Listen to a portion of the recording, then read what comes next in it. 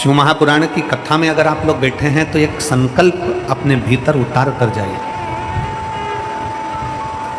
शिव महापुराण की कथा में अगर आप लोग बैठे हैं तो एक संकल्प अपने अंदर उतार कर जाओ कि मैं कहीं प्रपंच में, ढोंग में, दिखावे में, भ्रम में नहीं पड़ूंगा।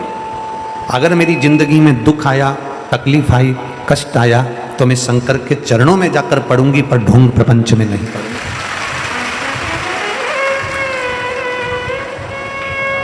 मैं शिव के द्वार जाऊं ना, मैं भगवान शंकर की चौखट पर जाऊं, मैं भगवान शंकर के दरवाजे पर जाऊं।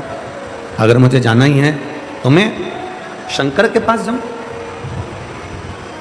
लंका के राजा रावण को भी जीतने के लिए मेरे भगवान नारायण राम का रूप रखकर जाते हैं, तो राम जी को भी समझ में आता है, भगवान राम जी की भी चित्तवृत्ति में रहता है। राम जी ने भी विचार कर लिया कि शंकर की आराधना के बिना रावण को भी नहीं जीत सकते,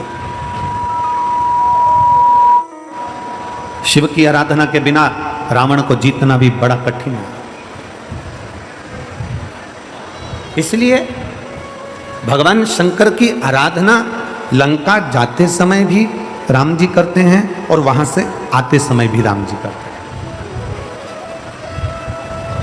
जाते समय भी शिव की आराधना हो रही है, आते समय भी शिव की आराधना हो रही है। श्री शिवाय नमस्तुभ्यम में भगवान शंकर और पार्वती जी को प्रणाम करता हूँ, नमन करता हूँ। श्री शिवाय नमस्तुभ्यम का मतलब है कि मैं बाबा शंकर और पार्वती को नमन कर रहा हूँ।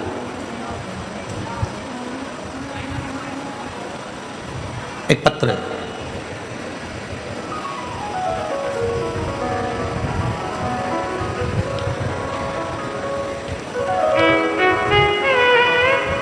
मैं सुनील कुमार राय, ग्राम मोतीपुर, पोस्ट महुआ, थाना कंटेया, जिला गोपालगंज, बिहार का निवासी हूँ। कहीं बैठे हों तो हाथ हिला सकते हैं। अगर कहीं बैठे हों तो हाथ हिला सकते हैं, एक बेलपत्र लेने के लिए आ सकते हैं। दिख रहा है कैमरे में? ठीक है, एलईडी के पीछे आ जाइए, एक बेलपत्र ले जाइए, आ जाइए। मैं सुनील कुमार राय, ग्राम मोतीपुर, पोस्ट महुआ, थाना कंटेया, जिला गोपालगंज, बिहार का निवासी हूँ। मैं नोएडा में नौकरी करता हूँ। 30/5/2024 को, 30 तारीख 5वां महीना, अभी 10वां चल रहा है, 5वें महीना 2024 में ड्यूटी पर था। शाम को गांव से फोन आया कि मेरा पुत्र आयुष कुमार राय, जो कि 16 साल का है, रोड एक्सीडेंट हो गया। मेरे 16 साल का बेटे का रोड एक्सीडेंट हो गया। मेरे परिवार के लोग उसको गोरखपुर उचित हॉस्पिटल में लेकर गए। जांच के डॉक्टर बोले, जांच करने के बाद डॉक्टर ने कह दिया इसको ब्रेन हेमरेज हो गया है, ब्रेन हेमरेज हो गया है, इसका ऑपरेशन करना पड़ेगा। पर डॉक्टर ने ऑपरेशन करने से पहले हमको बता दिया कि ये कोमा में चले जाएगा, या तो इसको कुछ याद नहीं रहेगा, ये उठ पाएगा कि नहीं उठ पाएगा इसकी कोई गारंटी नहीं है। क्योंकि जिसका ब्रेन खोल दिया जाता है फिर वो शुद्ध में नहीं रहता, वो सही नहीं हो पाता, या तो वो पलंग पर ही पड़ा रहता है या फिर वो कोमा में पड़ा रहता है।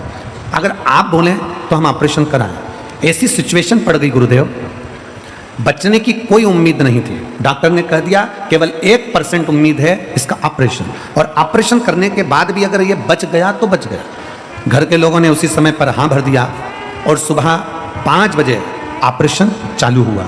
सुबह 5 बजे जब ऑपरेशन होना चालू हुआ, ऑपरेशन होने के बाद वो कोमा में चले गया, उसका होश चले गया, उसकी सांसें रुकने लगी। वापिस फोन आया, मैं रास्ते में जा रहा था और फोन आया कि अब ये शरीर काम का नहीं है।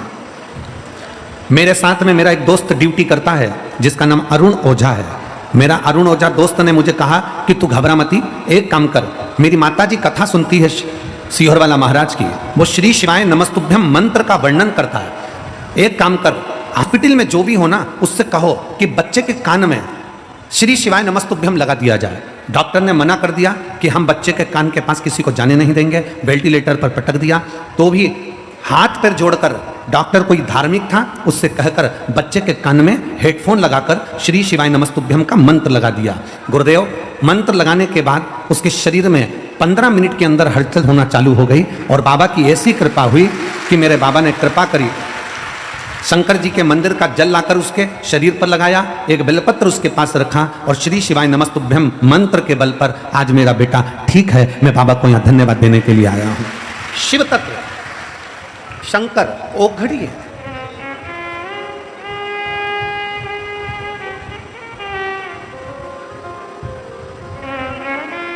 हमने तो आपको कई बार कथाओं में भी कहा, शायद आप लोगों ने लिखा भी होगा, हमने तो कथा के माध्यम से भी आपको वर्णन किया कि अपने घर के दरवाजे पर श्री शिवाय नमस्तुभ्यम लिख दो। क्यों? सामने वाला अगर कोई व्यक्ति आ रहा है, शिव महापुराण की विद्येश्वर संहिता कहती है कि श्री शिवाय नमस्तुभ्यम बोलने वाले के केवल मुख का दर्शन कर लो तो हजारों अश्वमेध यज्ञ का फल प्राप्त हो जाता है और हमारे पुण्य प्रबल हो जाते हैं। हमने क्यों कहा कि अपने घर के दरवाजे पर श्री शिवाय नमस्तुभ्यम लिखो? क्योंकि जो तुम्हारे दरवाजे पर आएगा, दरवाजा बजाने से पहले, दस्तक देने से पहले, बेल बजाने से पहले वो आपके दरवाजे पर श्री शिवाय नमस्तुभ्यम पड़ेगा। जब उसके मुख से श्री शिवाय नमस्तुभ्यम निकल जाएगा तो आप जब दरवाजा खोलेंगे तो उसके मुख का भी दर्शन करेंगे तो आपका जीवन सार्थक हो जाएगा।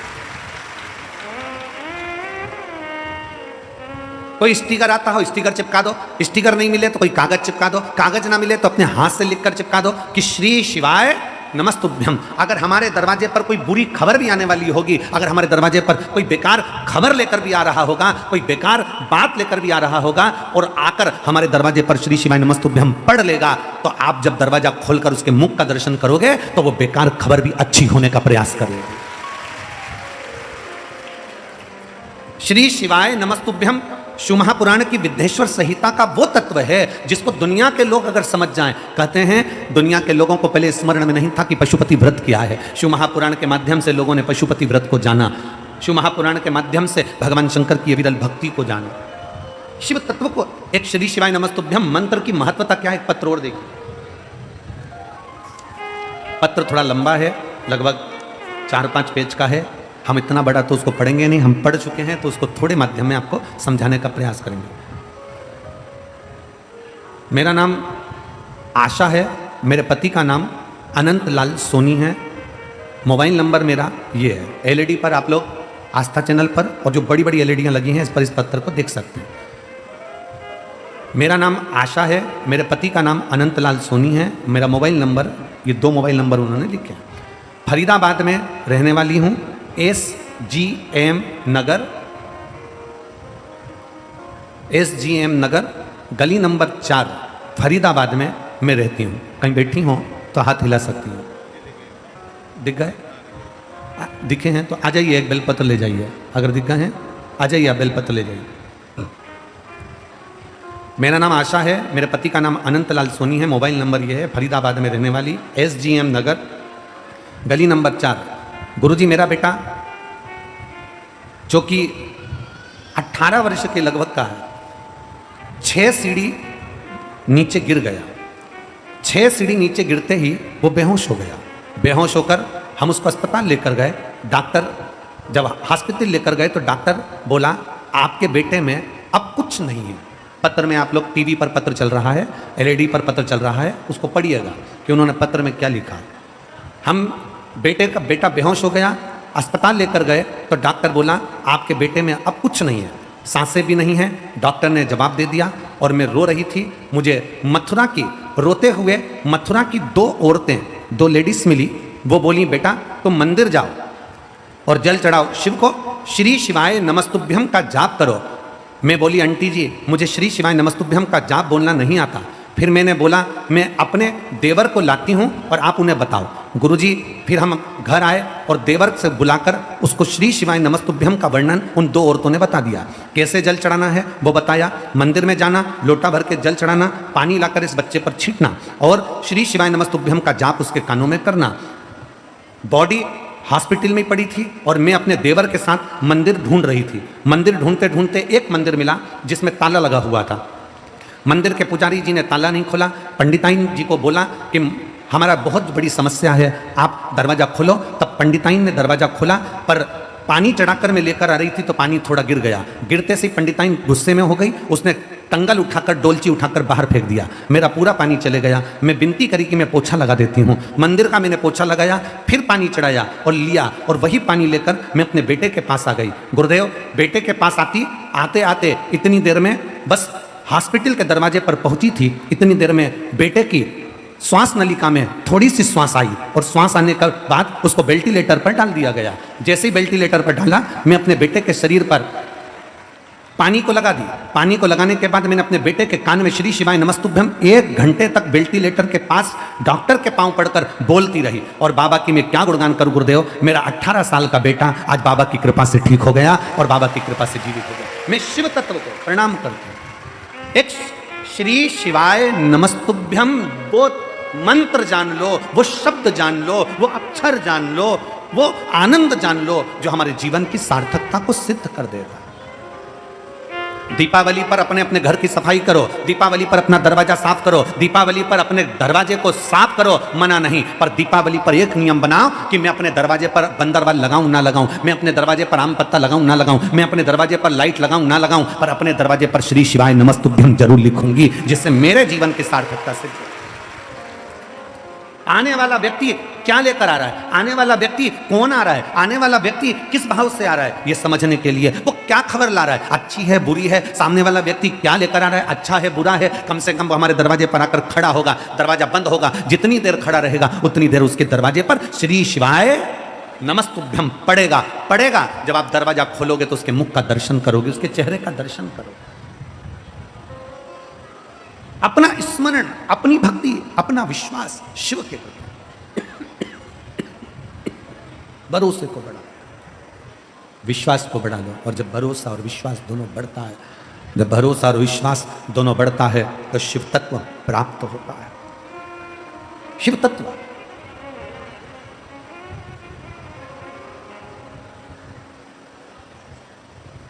रावण पापी था,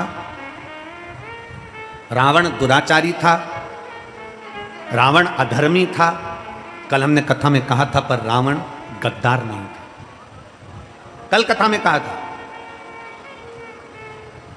कई लोग हमसे कहते हैं गुरुजी हमने सुना है कि मंगलवार को ये नहीं करना चाहिए, कोई कहता है कि बुधवार को बाल नहीं कटवाना चाहिए, कोई कहता है गुरुवार को ये नहीं करना चाहिए, कोई कहता है शनिवार को ये नहीं करना चाहिए, कोई कहता है शुक्रवार को ये नहीं करना चाहिए, कोई के सोमवार को ये नहीं करना चाहिए। शिव महापुराण की कथा कहती है 7 वार मेरे शंकर के हैं। नक्षत्र शिव ने बनाया, काल शिव ने बनाया, पंचांग शिव ने बनाया, समय शिव ने बनाया, घड़ी शिव ने बनाया। इसलिए उसको महाकाल कहते हैं क्योंकि उसने काल बनाया, घड़ी बनाई, पल बनाया, नक्षत्र बनाया, सब कुछ उसने बनाया। रविवार उसका है, सोमवार उसका है, मंगलवार उसका है, बुधवार, गुरुवार, शुक्रवार, शनिवार, ये सब वार उसके हैं। शिव महापुराण की कथा कहती है, कोई कहता है कि हमें रविवार को ये नहीं करना, बुधवार को ये नहीं करना, सोमवार को ये नहीं करना, मंगलवार को ये नहीं करना। शिव महापुराण की कथा कहती है 7 वार तुम्हारी मर्जी पड़े वो करो, पर इतना याद रखो कि 7 दिन तुम्हारा मन पड़े वो करो, पर इतना याद रखो कि 7 दिन किसी के दिल को ठेस ना पहुंचे वो कभी ना करो। सब कुछ करो पर किसी का बुरा मत करो। तुम्हारा मन पड़े जो करो 7 दिन, पर किसी का बुरा मत करिए। क्यों? क्योंकि मान लो तुम 7 में एक दिन बाल नहीं कटाओगे तो क्या बहुत बड़े तपस्वी कहला जाओगे? मान लो एक दिन तुमने भोजन नहीं करा तो क्या तपसाधना कहला जाएगी? नहीं। शिव महापुराण की कथा कहती है, कोई कहता है मैं प्याज नहीं खाता, कोई कहता है मैं लहसुन नहीं खाता, कोई कहता है मैं ये नहीं खाता, कोई कहता है मैं वो नहीं खाता। निवेदन है, तुम कुछ खा रहे हो ना खा रहे हो उससे मतलब नहीं है, बस इतना याद रखो कि किसी का दिल मत दुखाओ और किसी का हराम का धन मत खा जाओ, बस इतना याद रखो। आप किसी का धन ना खाइए, आप किसी की प्रॉपर्टी ना खाइए, आप किसी का पैसा ना खाइए, आप किसी का वैभव ना खाइए। वो धन कैसे निकलता है, किस रूप में निकलता है, हम पहले भी कथा में कहे हैं।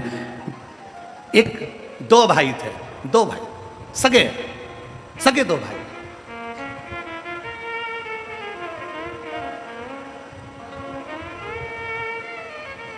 एक भाई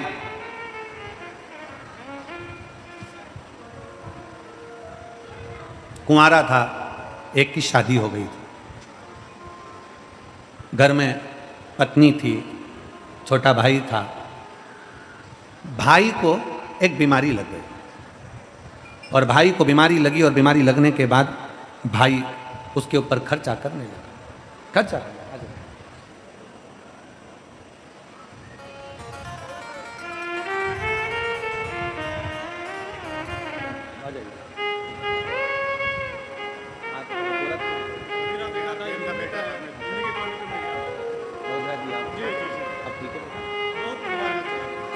आप ही हैं, ये ओझा जी हैं जिन्होंने इनसे कहा था कि अपने 16 साल का बेटा जिसका ब्रेन खोल दिया गया और कोमा में चले गया, उसके पास में 1 घंटे तक लगातार उसके कानों में श्री शिवाय नमस्तुभ्यम बोलते रहे और आज बेटा ठीक हो गया है। ये बेटा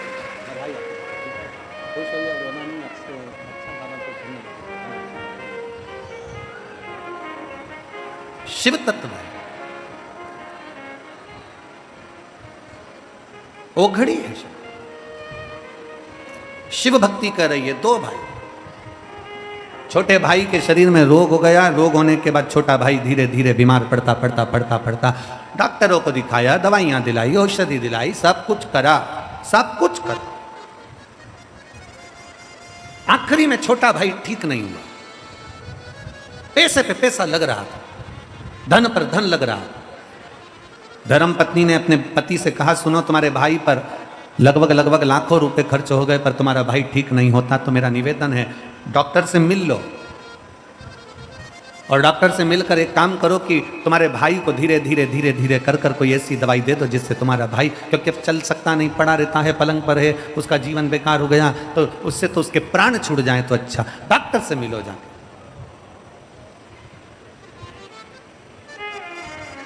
रो मत बेटा, जाओ, रो नहीं। देखो बाबा के पास आए हो ना, तो रोना नहीं चाहिए, बाबा के पास रोते नहीं।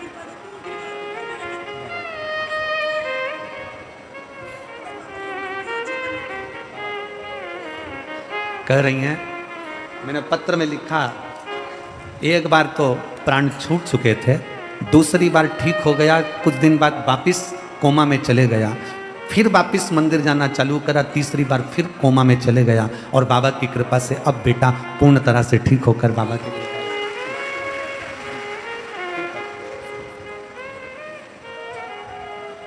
एक शिव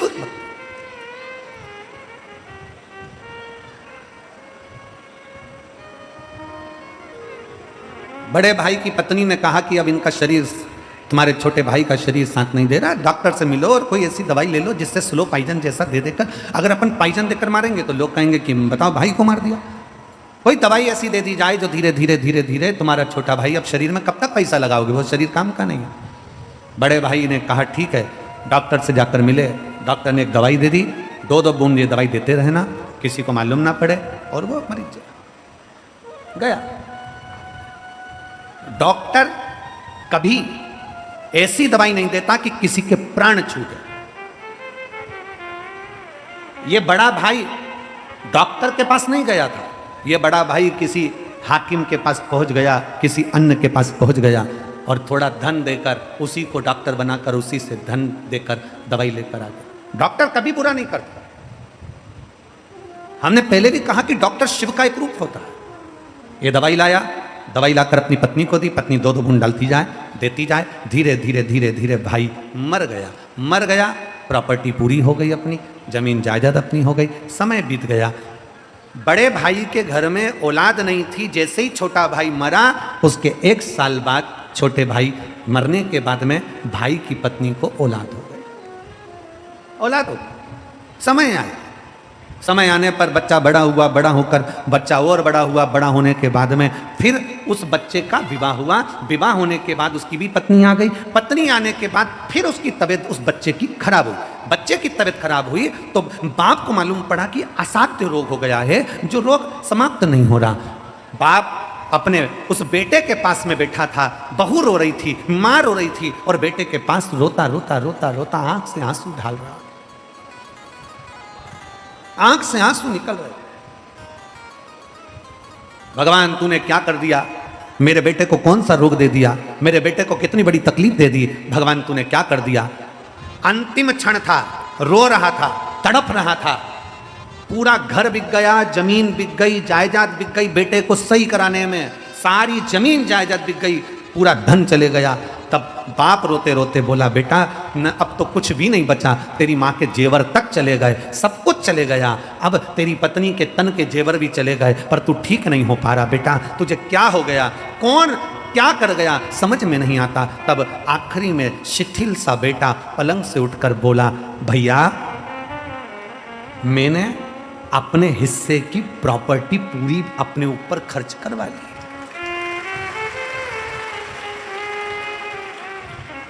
मैं तेरा भाई, जन्म लिया तेरे ही घर में, तुझसे ही खर्च करवा कर जा रहा हूं। कर्म की गति बड़ी विचित्र है, इसलिए शिव महापुराण की कथा कहती है कि तुम 7 दिन में 7 बार में, बुधवार, गुरुवार, शुक्रवार, शनिवार, तुम्हारी मर्जी पड़े जो करो, पर इतना जरूर करो कि हम किसी का बुरा ना करें। मालूम पड़े कि तुम लोगों का बुरा करते रहो और फिर विचार करो कि बुधवार को मैं ये नहीं करूंगा, गुरुवार को मैं ये नहीं करूंगा, शनिवार को मैं ये नहीं करूंगा, आज मेरा शनिवार, आज मेरा गुरुवार। महाराज, शिव महापुराण की कथा कहती है 7 वार मेरे शंकर के हैं, सारे दिन शंकर के हैं, हर घड़ी शंकर की है, हर पल शंकर का है, हर क्षण शंकर का है। बस निवेदन इतना है कि 7 वार में तुम्हारी मर्जी पड़े जो करो, पर इतना याद रखो कि किसी का बुरा मत करो, किसी के लिए अपशब्द मत कहो, किसी के लिए ताने मत दो, किसी को गाली मत। कर्म की गति का भोग हमें भोगना है, कोई दूसरा कर्म गति का भोग भोगता ही नहीं है।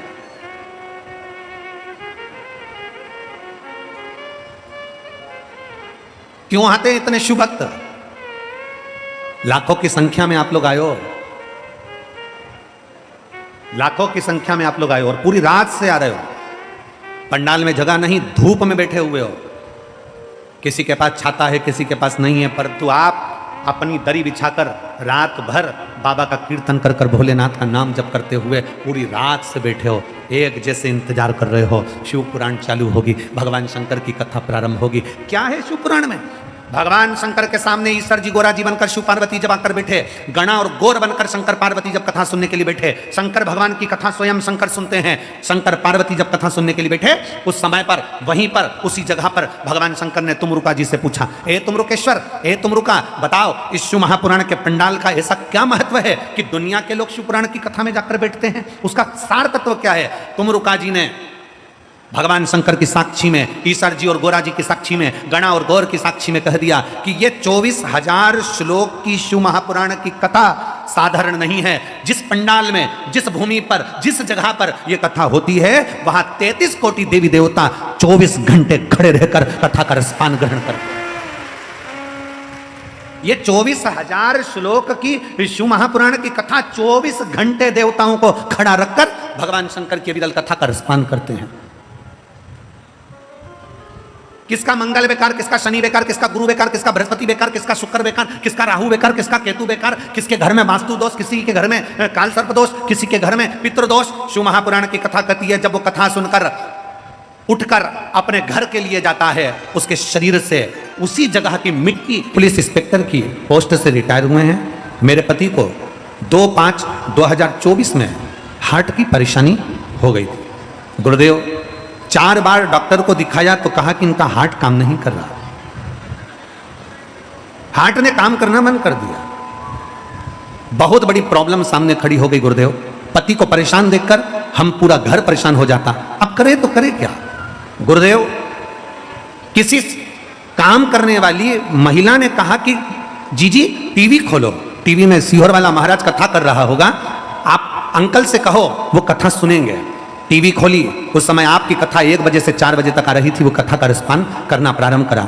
मेरे पति को विश्वास नहीं हुआ कि ये शिव महापुराण की कथा सुनने से क्या रोग का निदान हो सकता है।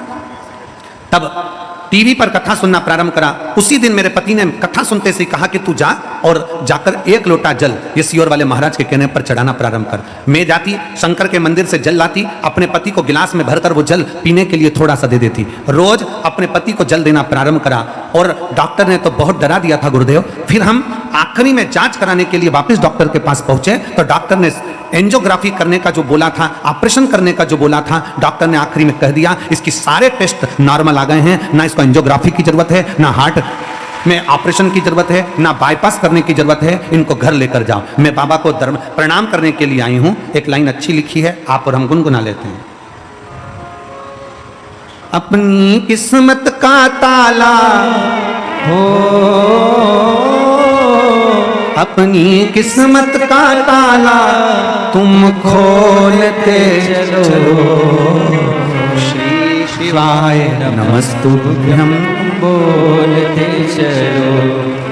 श्री शिवाय नमस्तुभ्यं बोलते चलो। भगवान से अपने मन की बात भाव के साथ जब हम प्रार्थना कर कर जाते हैं, शिव क्यों ना संभाल ले। शंकर क्यों ना करुणा कर दे। किसी के यहां पर 4 साल बाद औलाद हो रही है, किसी के यहां 10 साल बाद औलाद हो रही है, किसी के यहां 15 साल बाद हो रही है, किसी के यहां 14 साल बाद हो रही। इतने पत्रों का ढेर लगा पड़ा हुआ है कि हम इतने पत्र पढ़ भी नहीं पाए। इतने पत्र हम पढ़े भी नहीं।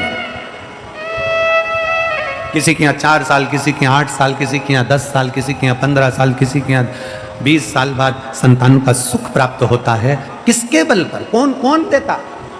आपका विश्वास, आपका भरोसा, आपकी दृढ़ता। जो आप शंकर जी के मंदिर में जाकर पशुपति व्रत करते हो, जो शिव के मंदिर में जाकर सफेद आंकड़े की जड़ का प्रयोग करते हो, जो भगवान शंकर के मंदिर में जाकर झाड़ू पोछा कर देते हो, मंदिर में जाकर साफ सफाई कर देते हो, मंदिर में जाकर दीपदान कर देते हो, कहीं ना कहीं तुम्हारा विश्वास शिव के प्रति बढ़ा तो मेरे ओघड़दानी ने, मेरे शंकर ने तुम्हें देने में कमी नहीं रखी और तुम्हारी झोली खुशियों से भर दी।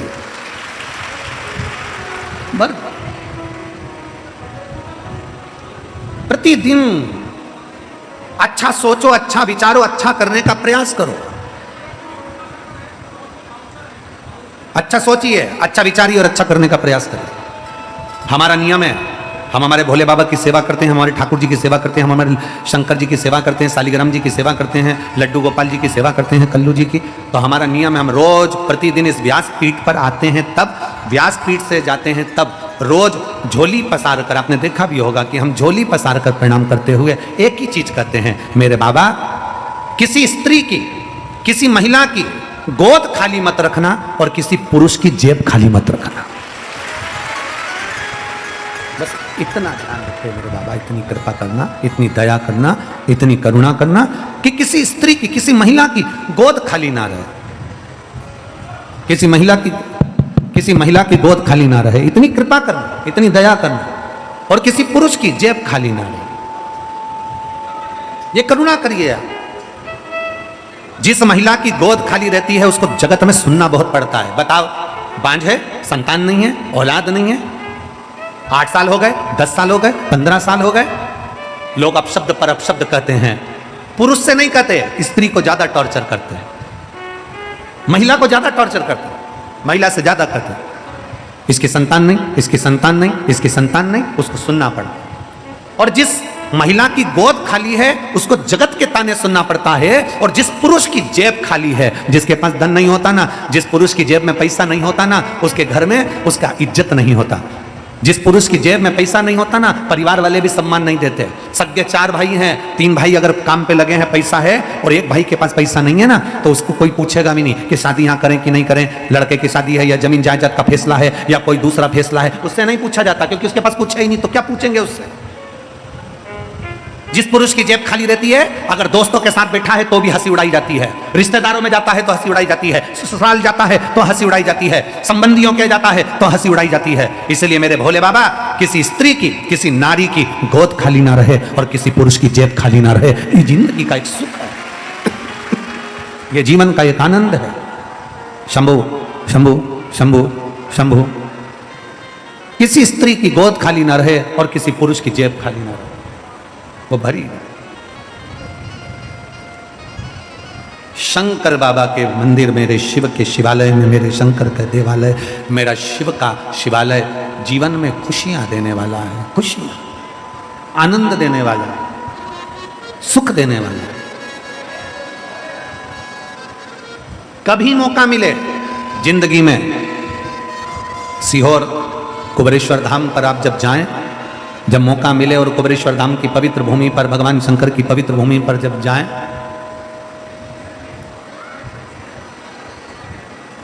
भगवान शिव की चौखट पर जब जाएं, साउंड वालों की भी आदत होती है, अच्छा साउंड चलता रहेगा तो उसमें उंगली कर देते हैं कि गड़बड़ कर दो मान।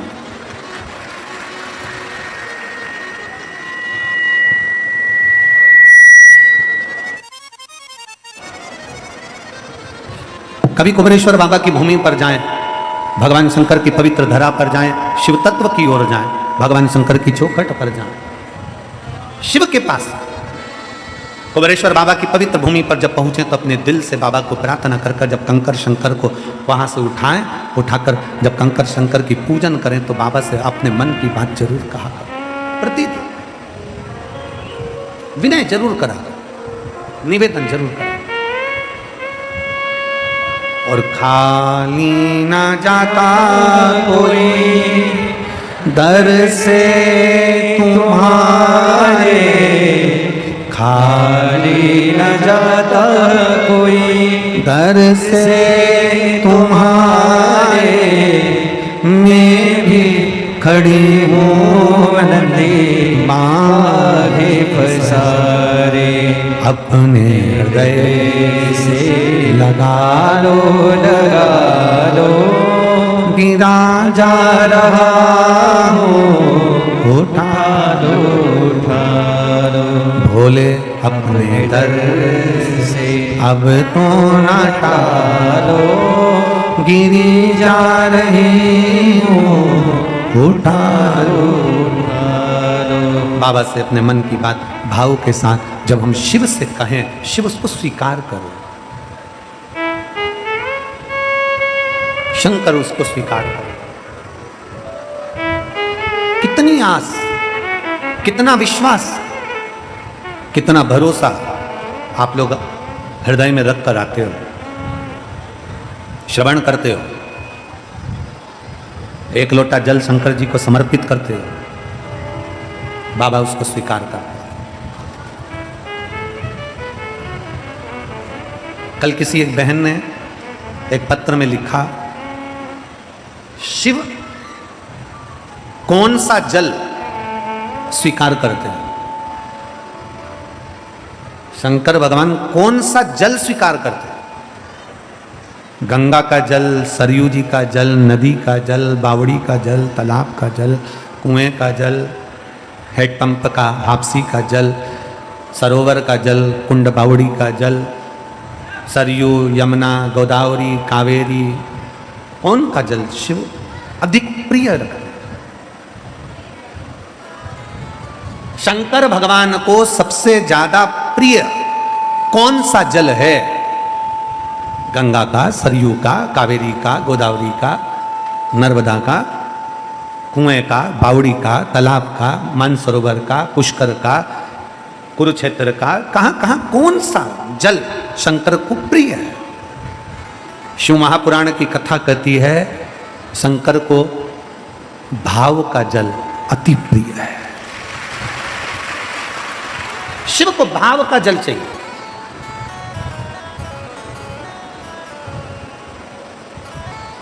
एक लाइन पहले आप लोग भजन में गुनगुनाते थे, भगत के बस में है भगवान, भगत के वश में है भगवान, भगत बिना ये कुछ भी नहीं है, भगत बिना ये कुछ भी नहीं है, और भगत है की जान भगत के वश में है भगवान। फिर आगे उसमें कहा, भाव बिना ये कुछ भी नहीं है, भाव बिना ये कुछ भी नहीं है, और भाव से रीझे शाम भगत के वश में है भगवान, भगत के वश में है भगवान। भगवान को केवल तुम्हारा भाव चाहिए, भगवान को तुम्हारी निर्मल भक्ति चाहिए, भगवान को तुम्हारा विश्वास चाहिए, भगवान को तुम्हारा नूतन हृदय चाहिए, शुद्ध भाव चाहिए। भगवान बिना भाव के कभी रीझता नहीं। गंगा के घाट पर पहुंच गए और गंगा का जल लेकर भी आ गए और तुम्हारा भाव शुद्ध नहीं है तो गंगा का जल क्या करेगा? बोलो बोलो, जम के बोलो जरा सा। गंगा का जल कुछ करेगा? फिर सरयू जी का जल ले भी आए और तुम्हारा भाव नहीं है तो सरयू का जल क्या करेगा? मन चंगा तो कठोते में गंगा। राम जी के सामने निषाद राज केवट बैठे हुए हैं और केवट भगवान राम जी से कहते हैं कि मुझे तुम्हारे चरण धुलाना है। केवट कह रहे हैं कि मुझे आपके चरण पखारना है। केवट कह रहे हैं कि मुझे आपके चरण पखारना है, चरण धुलाना है। मेरे को आपके केवल चरण धुलवाना है और चरण धोने का मुझे आज्ञा दीजिए, मैं आपके चरण धोऊं, मुझे आज्ञा करो, चरण धोने की आज्ञा दो। राम जी ने निषाद राज से कहा, केवट से कहा, ए केवट, सामने गंगा जी का जल है, चल मैं तेरे साथ चलता हूं, गंगा जल में जाकर खड़ा हो जाता हूं, तू वहां धो लेना, चरण धुल जाए। इतने में केवट बोला नहीं नहीं नहीं नहीं, हमें गंगा जी के जल से धोना ही नहीं है, हमें गंगा के जल से नहीं धोना।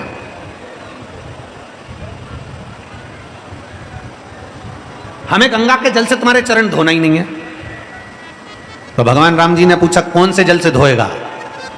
जो शिव महापुराण की कथा कर रही थी वही मेरे राम जी ने केवट से कहा है। बहुत ध्यान लगाकर सुनना। हमने कई बार कथाओं में कहा मंदिर का जल लेकर मंदिर में मत चढ़ाओ। बोला कि नहीं बोला? जम के बोलो जरा।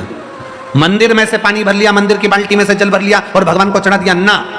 शिव महापुराण की कथा कहती है अपने घर जाओ, घर से लोटे में जल भर कर लेकर आओ। जब घर का जल लाकर चढ़ाओगे तो शिव उसको स्वीकार करेगा।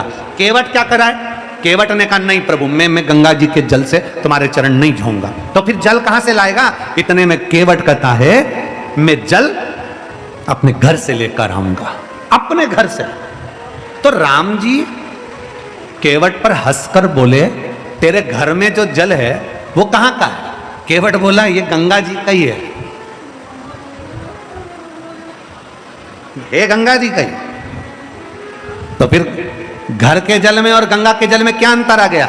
केवट कहता है ये तो गंगा अविरल बह रही है, धोए तो कोई धो ले, पर घर जाऊंगा, घर जाकर अपने हंडे में से, मटके में से, अपने मटके में से, अपने हंडे में से, वो मेरे घर का हंडा मटका है, उसमें से मैं जब जल भर कर लेकर आऊंगा तब मैं आपके चरण पखारूंगा तो वो जल साधारण नहीं होगा, गंगा के जल से भी प्रबल हो जाएगा।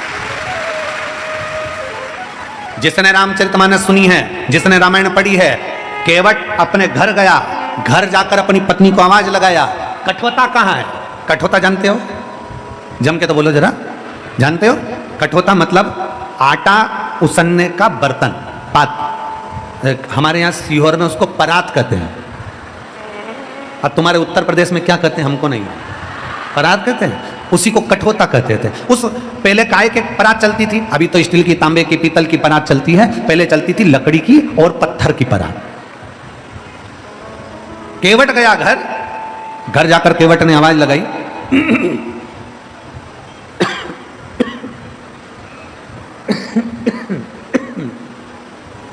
घर जाकर केवट ने आवाज लगाई और केवट ने घर जाकर जब आवाज लगाई पत्नी को, सुनती है? धर्मपत्नी ने पूछा क्या हुआ? केवट ने आवाज लगाकर कहा कठोता कहां है? कठोता। पत्नी बोलती वो रखा। केवट बोला ये तो पत्थर का है, मेरी दादी के हाथ का कठोता कहां है? दादी वाला? हाँ। वो लकड़ी का? हाँ। पत्नी ने पूछा क्यों? ये पत्थर के कठोते पे चरण नहीं धुला सकते जो लकड़ी का कठोता लेकर जा रहे हो? इतने में केवट कहता है अपनी पत्नी से तू समझती नहीं है, पत्थर के कठोते में चरण धुलाऊंगा तो पत्थर पे से पानी सूख जाएगा, लकड़ी के कठोते में चरण धुलाऊंगा तो लकड़ी पानी को सोख लेती है, जब जब आटा उसनेंगे अंदर से पानी निकल आएगा और अपन रोज तर जाएंगे। ये कृपा प्रभु। पत्थर के कठोते में राम जी के चरण नहीं धुलाए केवट ने, लकड़ी का कठोता रहा, घर में से पानी भरा, पत्नी के हाथ में दिया और चिल्लाते चिल्लाते गया रे हम जा रहे हैं चरण धुलाने, जिसको आना आ जाओ। सारे के सारे आ गए। भगवान राम जी को कठोते में खड़े होने के लिए केवट ने विनती करी, बाबा आप, राम जी आप अपना चरण कठोते में रखिए। राम जी ने अपना एक चरण कठोते में रख दिया। केवट से बोले धुला ले। केवट बोला नहीं धुलाऊं। केवट बोला नहीं धुलाऊं। राम जी बोले धुला? केवट बोले नहीं धुलाऊं। क्यों? केवट बोला हमारी अम्मा कहती थी किसी का एक चरण छुओ या प्रणाम करो या किसी का एक चरण धो तो लड़की होती है और दोनों चरण प्रणाम करो तो लड़का होता है।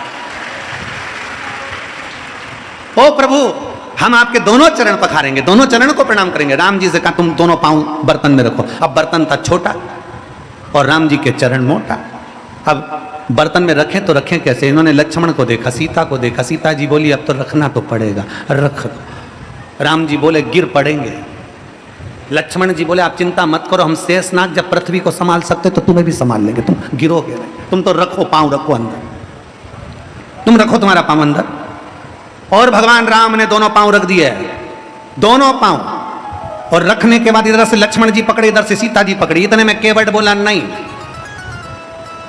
टच नहीं चलेगा, हम कीपैड वाले हैं, टच स्क्रीन से काम ही नहीं होगा, आप तो इनको छोड़ो। राम जी अकेले खड़े, और केवट ने अपनी पत्नी को घर से जो जल भर कर लाया था, घर के जल का महत्व क्या है ये रामचरितमानस भी कहती है। केवट जो घर से जल लाया था वो अपनी पत्नी को दे दिया और पत्नी से कहा तू जल चढ़ा, मैं हाथ से मलता हूं। और पत्नी ने जल चढ़ाना प्रारंभ करा और केवट हाथ से मले तो राम जी का बर्तन केवट मलते मलते हिला दे। जैसे हिलाए तो राम जी के गिराएगा, केवट बोले नहीं गिरोगे, मेरे को पकड़ लो। राम जी बोले अभी लक्ष्मण को पकड़ रहा था तो मना करा, सीता को पकड़ रहा था तो मना करा, और अब क्या करा, मुझे पकड़ लो। इतने में राम जी के पत्र को, बर्तन को फिर हिलाया, उस कठोते को जैसे हिलाया तो राम जी गिरते गिरते बचे। इतने में लक्ष्मण जी बोले भैया पकड़ लो। इतने में केवट का कंधा पकड़ा तो केवट बोला कंधा पकड़ोगे तो और गिर जाओगे, सिर पकड़ो सिर। अब राम जी ने एक हाथ से केवट का सिर पकड़ा। केवट भी पक्का भगत था, उसने सोच लिया था ये नारायण है, एक हाथ तो किसी पे भी रख देंगे, दोनों धरवाना है, दोनों धरवाना। और केवट ने चाल चली, चरण धुलाते धुलाते अब की बार परात को पूरा ही मोड़ दिया। जो कठोते को मोड़ा इतने में राम जी ने दोनों हाथ सिर पर रख दिए। केवट के सिर पर हाथ है, देवता पुष्पों की वृष्टि कर दी है। अरे धन्य है रे धन्य है। इतने में पत्नी ने पूछा ये दोनों हाथ तुम्हारे सिर पर कैसे आ गए? केवट ने कहा अगर गंगा जी के जल से धुलाता तो एक ही हाथ आता, घर से जल भर कर लाया इसलिए दोनों हाथ सिर पर आए। ये दोनों हाथ सिर पर।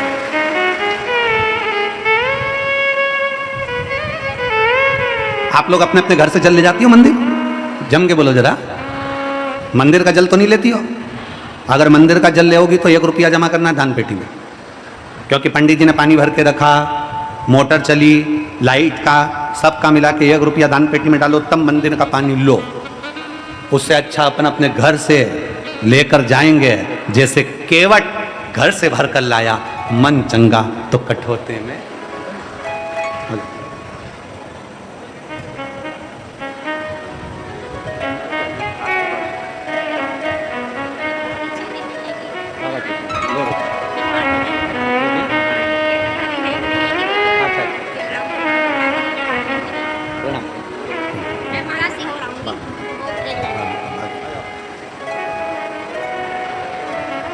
शिव तत्व हो, शंकर करुणा सागर।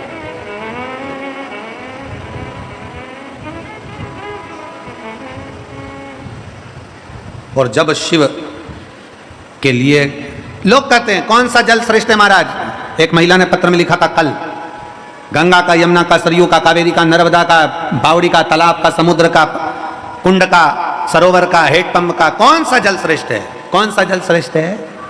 जम के बोलो जरा, भाव का जल जो तुम हृदय से चढ़ा दो, तुम्हारे दिल से। जिस दिन तुम्हारा मन प्रसन्न होकर तुम भाव से अपने घर का जल भरकर जब बाबा के यहाँ चले जाओ, बाबा उस जल को स्वीकार कर लेता है और जैसे ही तुम चढ़ाते हो जल वैसे ही बदल देता है वो तुम्हारा कल। ये शिव की रीत है, ये शिव की रीत।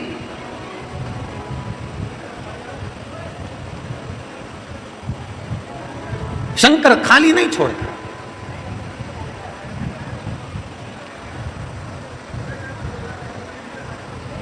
हम जिसको समय दे रहे हैं वो हमको भी समय देता। हम जिसका भजन करना है वो हमें भजन के लायक बना देता। आप दिल से उसको समर्पित तो हो।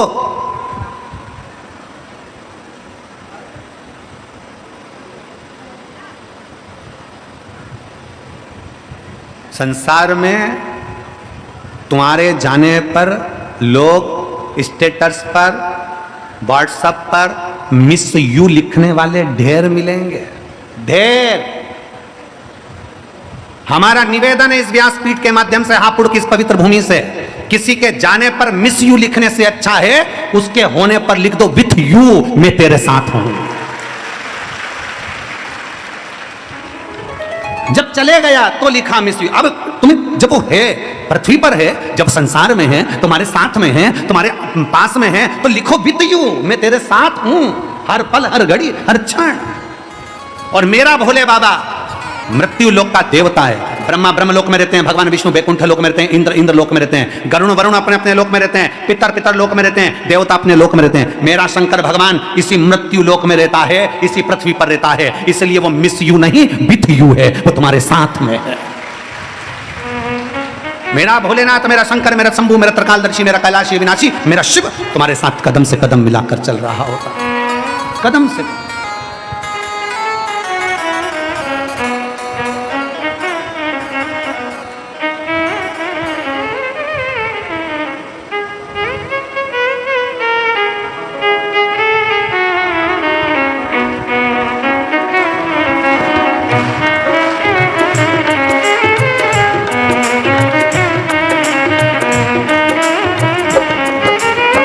शिव की शरण में आ जाओ,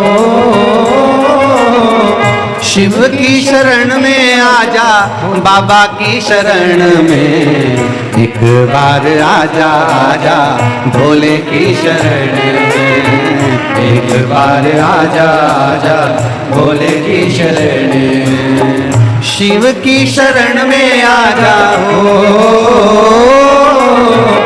शिव की शरण में आ जा, भोले की शरण हो, एक बार आजा आजा, भोले की शरण में एक बार आजा आजा, शिव की शरण में।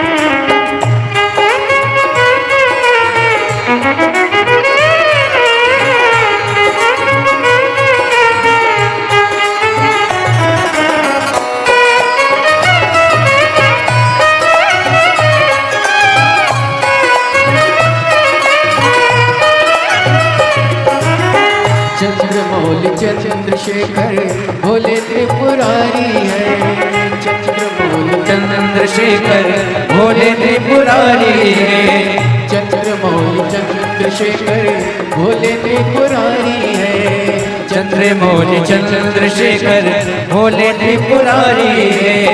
गले मुंड माल राजे कल्प त्रिशूलधारी है, गले मुंड माल राजे कर में त्रिशूलधारी है। नंदी पे सवार ऐसे हो नंदी पे सवार ऐसे भोले की शरण में एक बार आजा आजा, भोले की शरण में एक बार आजा आजा, भोले की शरण में।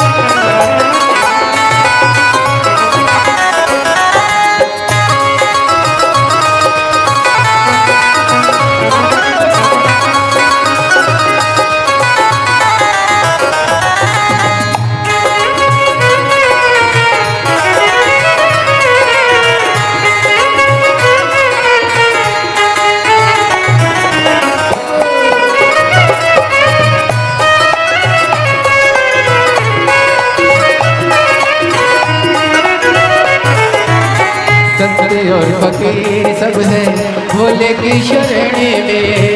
संत और फकीर सब है भोले की शरण में। संत और फकीर सब है भोले की शरण में। संत और फकीर सब है भोले की शरण में। अमीर और गरीब सब है भोले की शरण में। अमीर और गरीब सब है भोले की शरण में। शिव जी सबको मिलते हो, शिव जी सबको मिलते ज्ञान शरण में। एक बार आजा आजा भोले की शरण में। एक बार आजा आजा भोले की शरण में। शिव की शरण में आजा हो, शिव की शरण में आजा भोले की शरण में। एक बार आजा आजा शिव की शरण में। एक बार आजा आजा भोले की शरण में। ओ एक बार आजा आजा शंभू की शरण में। एक बार आजा आजा शंभू की शरण में। एक बार आजा आजा बाबा की शरण में। एक बार आजा आजा बाबा की शरण। हार अपने स्थान पर बैठकर बड़े भाव के साथ आज कथा का विराम दिवस है। दिल से बाबा जी से प्रार्थना करिए।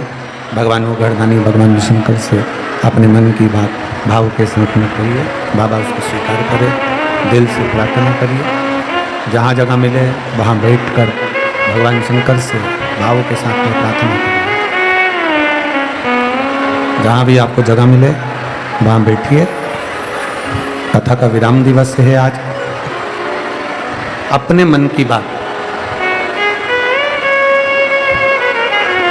बाबा से दिल से कहिए। और कहने के साथ में ये भी कहिएगा कि बाबा ऐसी कृपा कर कि अगली कथा में मेरा भी पत्र व्यासपीठ पर जाए। ऐसी करुणा। सभी लोग साथ में बोलेंगे। बाबा से विनय करेंगे, निवेदन करेंगे, प्रार्थना करेंगे।